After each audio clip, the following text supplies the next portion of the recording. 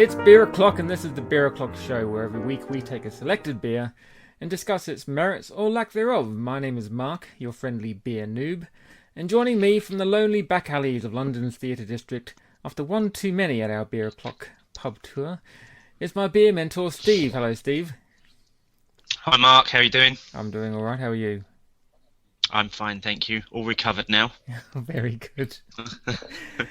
And joining us for this week's special beer is a very special guest from a strange country up north where the men wear skirts and the women have beards. It's number 2 Beer O'Clock Show fan, Michael Doody. Doody! Hello, Doody. Hello. How you doing? And this is in fact a Scottish accent. A genuine one. It is a Scottish accent. You do it very well. About 50%. Oh, so Doody, how you doing? I'm great. Very good. Looking forward to getting into the beer. Yeah, we'll get to that in a little bit. Steve, do you have any news this week? No, nothing massive. Other than the Craft Beer Social Club, a new pop-up in London launches this Friday, every Friday and Saturday night between now and December. Again, over in the East London district, threatening to showcase around 500 beers between now and Christmas on Friday and Saturday nights. We've been lucky enough to be invited to the opening this Friday evening, so expect lots of chatter about that next week. But in the meantime, just search for Craft Beer Social Club online, and you can read all about it on their website. Cool. Okay, no other news apart from what we got up to on Saturday? No, not as yet. You're looking at me like there should be something. I don't know. I have no idea. I'm just checking because I want to get to the tour chat. Okay, let's just jump straight into the tour chat then. That's the only bit of news I've got this week that I have been bothered to find in time for tonight. Yeah, on Saturday we had what Steve lovingly dubbed the Beer O'Clock Show live event, and has been banging on about it for a little while now. It was a tie-in with the Dragon and Flagon pub tours with Vic Norman, which we've spoken about a couple of times on the show before. And it was great. We all met up outside Temple Station. There were 16 of us? Including you and me, and 2 ring-ins who we didn't know from Canada. Yes. But very lovely people that they were. Did you actually speak to them at all? Because I didn't. I did, and one of them, the guy's name was Darren. It was his 50th birthday, and on that day, and they were over in London for the weekend, and then going off to Devon and then Spain. They come over from just north of Vancouver in Canada. So there you go. I actually talk to people, Stephen, rather than fill my gut with pints. Yeah, sorry, I was doing the stuff for the show. It's called drinking, Mark. Now, do you want to give us a quick recap of the tour, mate?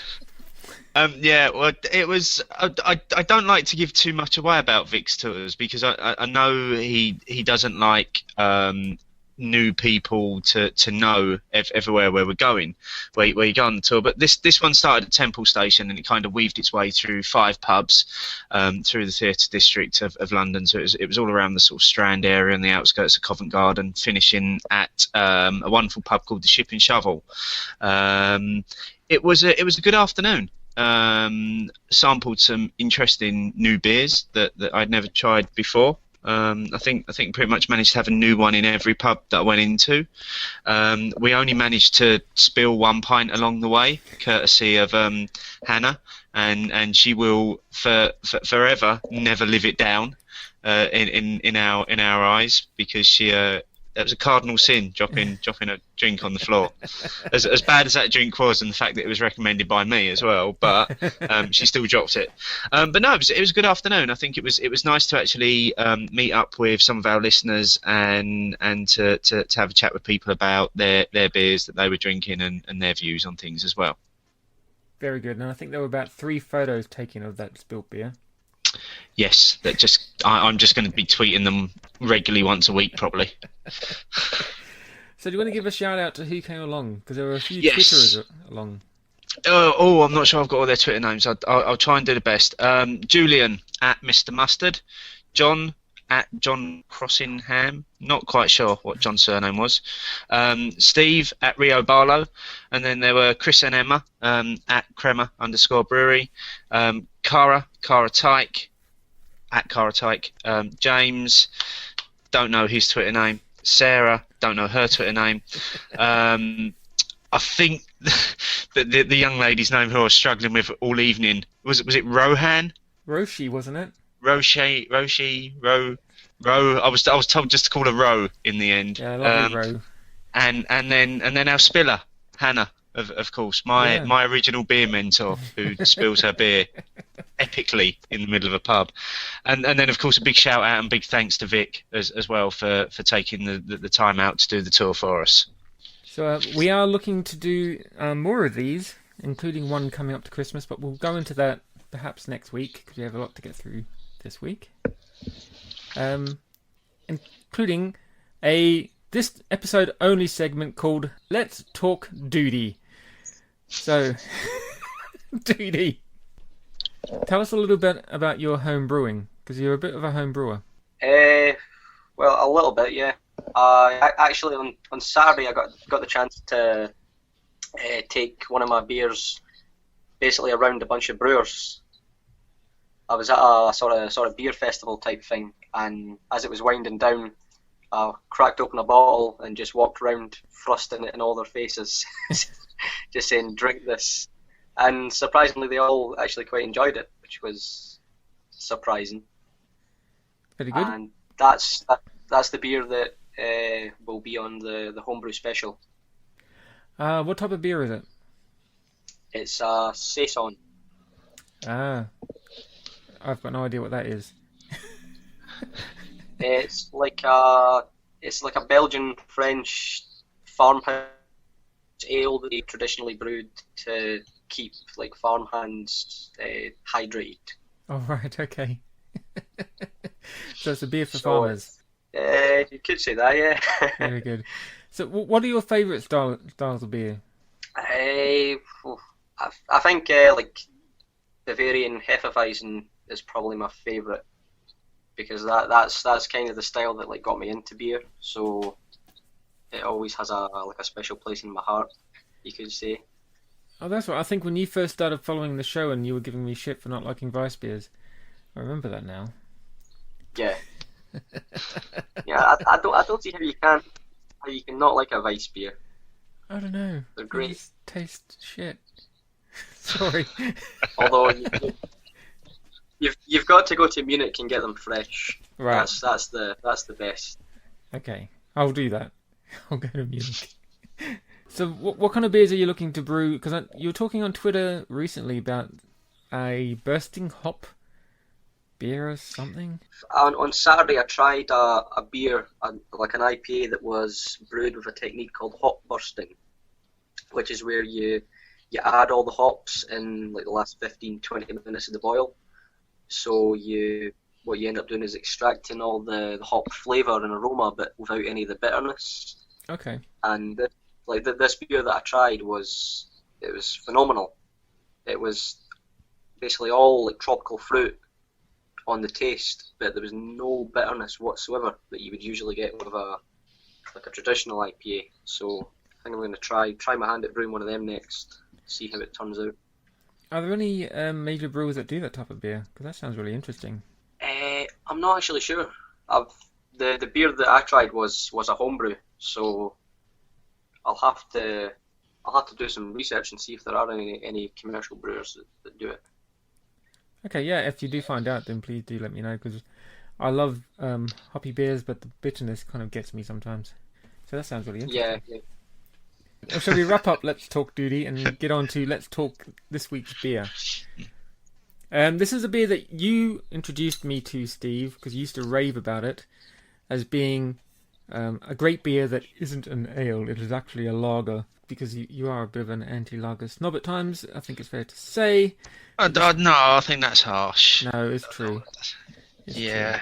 I'm I think I'm just averse to the words anti-lager and snob all in the same sentence. I'm either a beer snob or I'm anti-lager. I don't think I'm both. You are though. Sorry. Okay, all right. Yes, I'm an anti-lager beer snob. There you go. So this is from a brewery called Harvistoun or Harvistoun. They're from Scotland, right? I think they're not far from Michael. Yeah, they're about 10 miles away. Okay, cool. I've visited the brewery once, and hopefully going to try and get back at some point and do like a proper interview or get some pictures, stuff like that as well. That'd be cool. Should be cool. Yeah. The first of these guys' beers that I ever had was the Bitter and Twisted, which again Steve put me onto, which is a great beer. It's a lovely beer. It's still one of my all-time favourites, Bitter and Twisted. But this week, if the words Harvistoun and Lager haven't already given it away, it is the Schiehallion or Schiehallion craft lager. So, Steve. Yes. You're looking for some pearls of wisdom here, aren't you? I'm looking for some pearls of wisdom now. When's the first time you had this? Because you've been banging on about it since season 1, I think. Yeah, I had it before that. I had it quite a while ago. I think shortly after I discovered Bitter and Twisted, I realised that they had more beer in their range, and I found one of these and I tried it, and then I didn't go back to it because I think I just forgot about it, and then I was in Sainsbury's and I bought their Sainsbury's Taste the Difference Scottish craft brewed lager. Mm-hmm. And it was that night that I actually discovered Untapped as well, because I was looking up the lager just online, and came across it on Untapped and realised that it was actually by Harvistoun, and then when I dug into it a bit further, basically the Sainsbury's version is a version of Schiehallion. It's just not called Schiehallion, and they also do a version in Marks and Spencer now that's finished. Apparently it's hopped slightly differently, but it's still from the same recipe. So there are a few versions of this out here, and I know that some of our listeners that like to listen along have struggled to get hold of Schiehallion, so we've been advising them to go for either the Sainsbury's or the Marks and Spencer's versions. But yeah, it's from recollection, it's been a while since I've had it, but from recollection, it's one of the most refreshing, crisp, real lagers that you're probably ever likely to taste. Okay, and if you do struggle to get Schiehallion and you want to try it, Whole Foods sell it. Surprisingly, they sell some good beers. That's the only place I've ever seen it. Maybe Waitrose in Bury St Edmunds, of all places. I think occasionally it will appear on the shelves, but it's really not the easiest of beers to get hold of. No. How about up in Scotland, Doody? How easy is Schiehallion to get your hands on in bottle? It's in all the local supermarkets around here. I saw it once on tap in a Wetherspoons as well, but that didn't go so well. That was the time that where the beer that I had wasn't. Nobody knew what the beer was, basically. Is that the story that you posted on our website? Yeah, the one that now got me £20 worth of vouchers for Wetherspoons as well. So it was a win-win. Very cool. So, have you had? I assume you've had Schiehallion before. Yeah, I've had it a couple of times before. Okay, I've only had it once or twice before. Steve, you've had it a few times, I'm sure. Yes. Yep. So I don't think I've had it off tap yet, which is a shame because I'd love to try. Oh no, actually, I lie. I have recently had it off tap. There's a that huge Wetherspoons I told you about at Liverpool Street. They had it on tap, and I had half in there. The one that we've been to before together. No, there's one a bit further down than that. If you walk carry on down towards the river, there's a massive one, absolutely huge. It's got about 36 different taps in there. Wow. It's massive. They had it, and I think I did get the right pint as well, from that Wetherspoon, and it was nice. Or at least someone did. Enjoyed it. Yes. Right. Well, let's stop bullshitting and let's crack this open. Harvistoun Schiehallion. Let's pour it out. Oh, we've got a nice smell of it. Oh, there we go. Looking good. I've got no head on mine. It's probably because all that carrying around London you did with it on Saturday. Maybe. Mine seems to have exploded out of the bottle again. It's properly gone for it. Right. Are we all in? Whoa, check out the head on DOODY.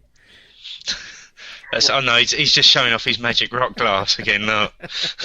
Yeah, got that on Saturday, and it's one of my favourite possessions. The only problem is it holds a third of a pint, so. It's got a lovely colour, lovely light lagery colour to it, as you would expect from a lager. What do you guys think of the smell of it? I think it's zesty, almost grassy, a little bit fresh cut grass sort of aroma to it, which is quite refreshing. DOODY? Smells like lager. It doesn't have that really stale freshness that lagers have, like the supermarket lagers, if you get what I mean. Anyway, enough sniffing. Shall we get into it? Yeah. All right. Cheers. Cheers, Michael. DOODY. Nice to see you eventually. Cheers. That's crisp. Very crisp. DOODY, what do you think of Schiehallion, mate? It's lovely. It tastes. It's like. This is what a lager should be. I don't want to stop drinking it. That's the problem. It is very nice. It is very fresh. Steve. I think it's lovely. I think it's really refreshing. I think it's really crisp. There's an ever so slight bitterness there after the initial taste, but as Michael says, you just don't want to stop drinking it. You just want to keep drinking it because it's so tasty, it's so refreshing, it's so crisp, it's very gassy. It's a really, really nice version of what a lager should be like. Mm-hmm. It's got that slight bitterness that a lager brings, but it also, for me, on the very edges of it, it's very soft. I don't want to say watery, but it kind of peels off so you're not left with this crispness at the edge of your palate. If you get what I mean. Yeah. Very drinkable. It's a soft bitterness that you get from it, rather than the tart bitterness that you get from your beers and your ales. Mm-hmm. You get the bitterness where you expect it to be at the back of your tongue, so your entire mouth isn't filled with it. Would you agree? I would agree. Yes. DOODY, what are your thoughts on it, other than you don't want to stop drinking it? Not really sure. What are the words that come to mind? Because I just say whatever comes to my mind. I don't put much thought into this, I know. There's one thing that's good about only having a glass that can only hold a third, is that because you keep topping it up, it really helps the head stay there. I didn't quite believe you when you said it only held a third of a pint. I thought you had a really big bottle of Schiehallion that you kept pouring into your glass. Now that's an interesting point you make there, Mark. In all seriousness, what bottle have you got? Because there are different bottles of this at the moment. I've got this one, which is the original Schiehallion packaging. And this is a I've got the silver 500ml bottle. I've got the fancy silver edition. You gave me the cheap one, bastard. No, I gave you the small one. I've only got the 330ml, but it does have a nice silver label on it. Yes. And then there's the bigger one. Is this a way of controlling my sobriety, so that I can actually stay sober for the entirety of the show? Maybe, yeah. Look, I think Michael's got the original as well. He's got a 2-litre bottle, by the looks of it. Yeah, he's got a bomber. He's got a Nicky Brown bottle of Schiehallion. He's still trying to work his way into that Unhuman Cannibal episode that he was supposed to be on. Oh, I love that beer. No, they've recently changed their packaging and all their labels and everything, and for some reason they've taken their bottles down to 330ml rather than 500. Why is that? It's really weird. I don't know. Are they going for the... Sorry, did he go on? Because they can charge proportionately more for their beer. Yeah.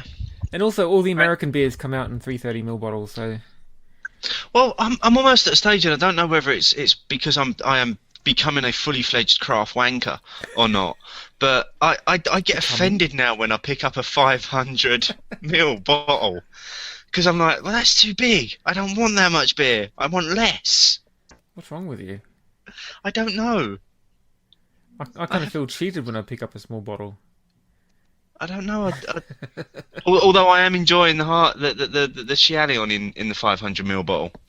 It's like, if I'm going to buy a small bottle of beer, it better be American, otherwise there's no excuse. Well, recently it's the Samuel Adams Boston Lager. Yeah. They used to come in a 355ml bottle imported from the US, and they've recently changed it to 330ml bottles brewed in the UK, and the price is exactly the same as it was before. Is this something to do with VAT or something? I've no idea why it is. I just know that they're brewing it in the UK now and made the bottle smaller and kept the price the same. Right. Well, I don't approve. Probably more to do with profit margins than VAT, I would have thought. Yeah, I can't imagine it costing the same amount to brew it in the UK than to bring it over from America. No. But wasn't there something where over a certain size bottle, then they have to charge more for it or something? I think it's the ABV. Oh, is it? Okay. The higher the ABV, the more tax that has to be paid. Right, ignore me, ladies and gentlemen. The size of the brewery comes into it as well. Like, I think in the UK, any beer brewed under license, which obviously Sam Adams Boston Lager will be, pays the full amount of duty, whereas underneath a certain volume of beer, a brewery can only pay, I think, half. So someday like small, like, I can't think of anybody right now, but like your smallest microbreweries will only be paying half the duty of somebody like Carling or whatever. Oh, really? Wow. It's interesting. Look at that, Steve. Facts. Yeah, I was going to say a genuine beer fact, not one that we've just made up on the spot. And that's why we have guests on. You remember back when we had Nate on, he taught us about yeast. I know. Why does this beer always taste weird? Well, Mark, that's because of the yeast that's in beer. Yeah. It's part of the brewing process, lad. Doody's taught us about tax. What has Stath ever taught us? Nothing. No. Oh, he told us how to pronounce Lewis. No, he told me how to pronounce Lewis. You knew. Oh, yeah, it was me that was struggling. Yeah. No, I don't think Staff has ever taught us anything. So maybe Doody should be promoted to #1 fan. I think there's definitely some possibility there that we might have a new #1 fan soon. Because he's been bringing the Doody facts to the Beer O'Clock show. Yes. There you go. Every day's a school day. So tell me more beers that come from Harvistoun other than this one and Bitter and Twisted, because I don't know any others. Yeah, they do Old Engine Oil, which is a porter. Oh, okay. And then Michael, help us out here. What's the other one called? The old. They've got Old Engine Oil, which is fantastic. It's one of my favourite porters. Then they do like a supercharged version of it, which I think is called like Old Engine Oil Engineers Reserve. and then I think they do a supercharged version of that called Ola Dub. I'm not sure if I'm pronouncing that right. And they age that in various different whiskey casks. So you get a 12-year-old, an 18-year-old, a 30-year-old, and a 40-year-old. Wow. What else do they do? They do seasonal beers on cask as well, like many breweries do. Mm-hmm. And then what's the Christmas one? Is it something like Mr. Snowballs or? Oh yeah. I've had Mr. Snowballs. I was really surprised with that because I was expecting a blonde like a blonde beer, and it came out almost black. And I was like, what the hell is this? What have they done here?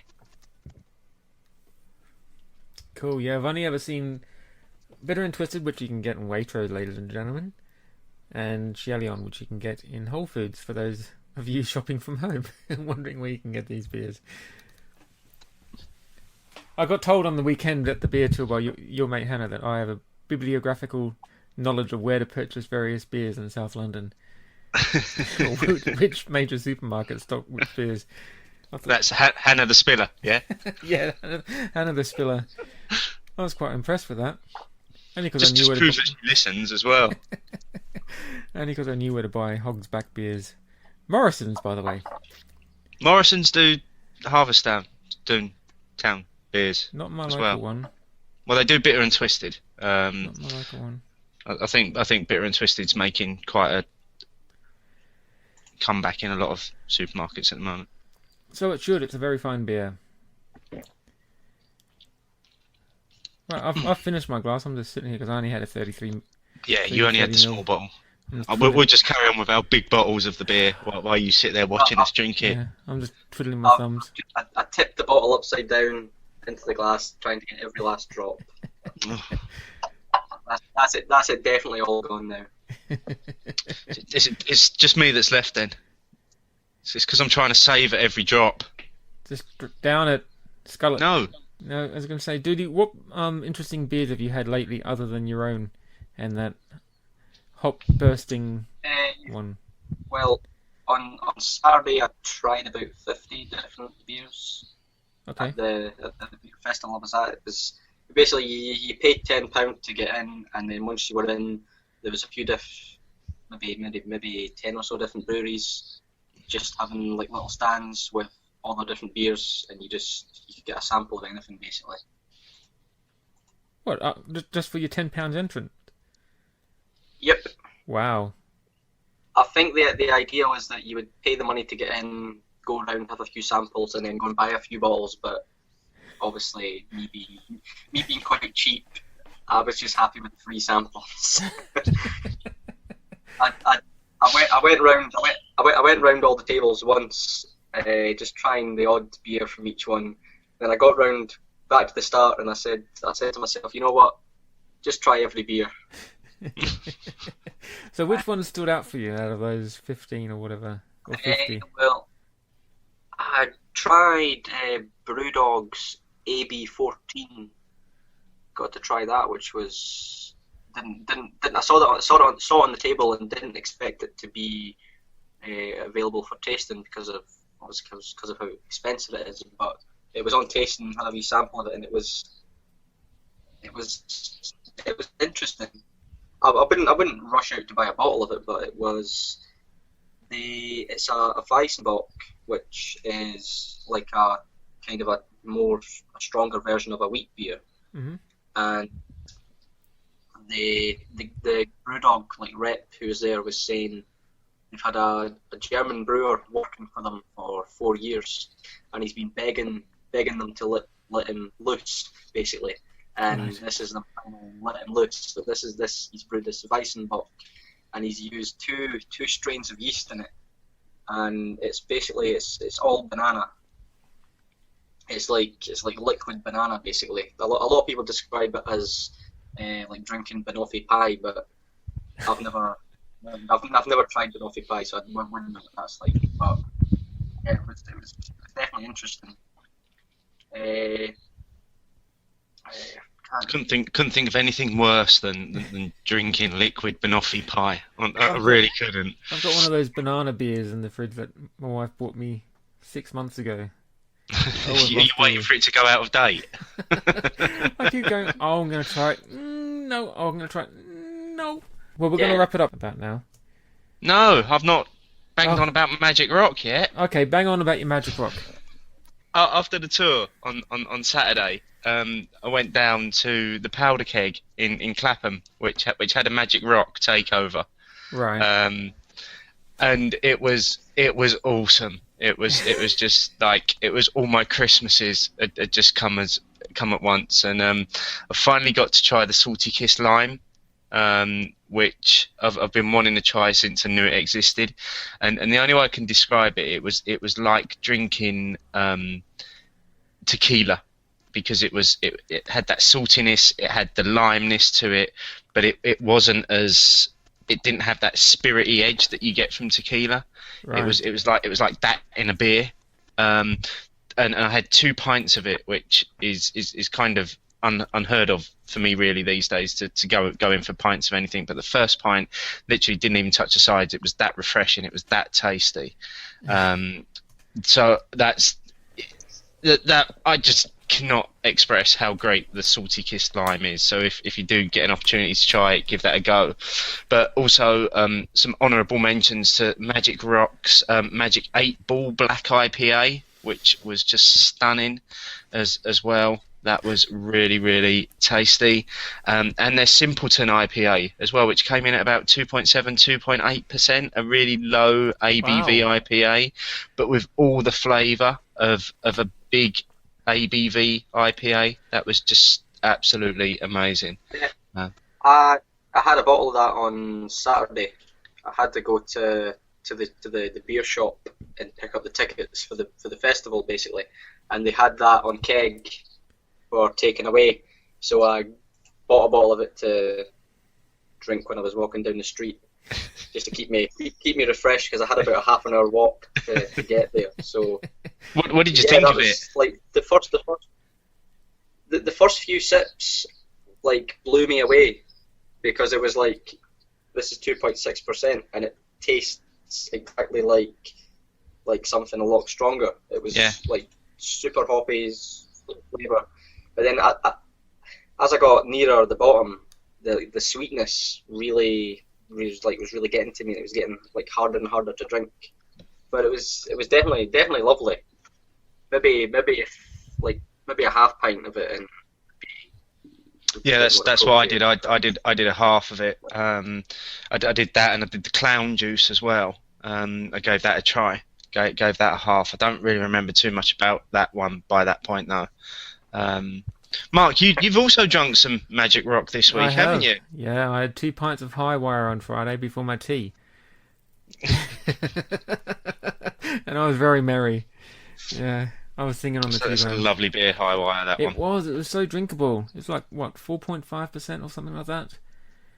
Or No. 5.2?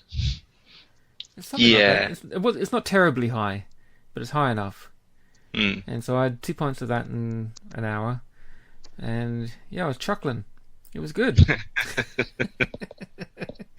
Very nice. I don't think I've had a Magic Rock beer other than the Unhuman Cannonball before. We're going to have to rectify that, mate. Yeah. Well, you're heading up that way, aren't you? Yeah, I'm going with DOODY. DOODY. We're going for a little brewery tour in a few weeks. Yeah. So you can bring me a case home, mate. Thanks. Yeah. On the train. On the train. Okay. Yeah, you can meet me in London as we come in with it. I don't mind. I don't mind driving in London. Okay, well, I think that's enough. Schiehallion. Let's give a rating to Schiehallion, because it's not something that we've done recently or in the last few episodes. We've only been back for 2, but tail end of the other ones. So I'm going to tap it in. So how would you guys rate Schiehallion by Harvistoun? I don't know. Probably a 4 out of 5. Okay, how about you, Steve? Yep, I'd go with that. 4 out of 5. It's just a stunning, really refreshing, really tasty lager. It is indeed. Yeah, I thought it was. Well, look, I've had it before. Oh, I gave it 4 bottle caps last time I had it. That's the rating I will give it tonight. Yeah, very refreshing, very crisp, and like I said, on the edge of the palate, it doesn't have that lingering shit that you get from lagers generally. You know, the ones that make you want to go and punch your missus. Yes, I think we all know the one you're talking about. That is a fantastic way of putting it. So, Schiehallion, 4 out of 5 bottle caps from me, Steve, and the DOODY. 4 DOODYs out of 5. 4 out of 5. Right. While we're on the lager, just a little bit of additional news that I've just remembered that I had from earlier on. Adnams Jack Brand brand of their beers are releasing a dry hopped lager as their next bottle. Okay. Just thought I'd mention that. Well, let's hope it's better than the other Jack brands we've tasted on the show. Well, I know you've had the innovation recently. Yeah, that was you nice. thought that was good. But that didn't used to be a Jack brand, though. No, it didn't. That was part of Adnam's staple range, and then they moved it over to the Jack brand. They kind of hijacked that to bring credence to their new brand. Anyway. Yeah, but we didn't enjoy the Clump Sagan. But no, their next one is a dry hopped lager. Okay. And that'll be available soon. Cool. Right. Okay. Well, that's it. Thank you very much for joining us, Doody. It's great to have you on the show finally. We've been talking to you for a little while, and you have earned number 2 fan status, inching towards number 1 because you brought us the Doody facts. It's been great having you on. Thank you very much. You can find us on Twitter at Beer O'Clock Show. The website is beeroclockshow.co.uk. And you can also find us on iTunes and Stitcher Radio. Give us a review, give us a thumbs up on Stitcher. It really helps with our rating. You can find Doody on H_Doody on Twitter. I believe that's right. Yep. Cool. And thanks again for joining us. Thanks, Steve, as always, mate. You're welcome. Always a pleasure. And don't forget, guys, if you want to drink along with the show, go to the website, click the Season 3 beer list in the top of the website, and you can see full details on how to get your Beer O'Clock Show Season 3 beer box from Ales by Mail, which has all the American beers that we're drinking this year, or this season. So, that's it. Thank you very much. Did you want to mention what we're doing next week, maybe? What are we doing next week? We're doing the infrared. Yes, yeah, from the Sainsbury's Great British Beer Hunt. We're doing the hard knot infrared. That's next week's beer. And we have maybe a few reviews of a few. Just we're going really well tonight. This is maybe a few reviews of a few other beers that we've been sampling from the Great British Beer Hunt as well, or that I've been sampling because Mark can't get them from anywhere. Yeah, thanks Sainsbury's. And we have another guest coming along next week, who we will reveal at the time. There's no one anyone knows. Except the mate of mine. Right, that's it. Thank you very much, guys. Cheers. Thanks. See you next week. See you, Doody. Bye.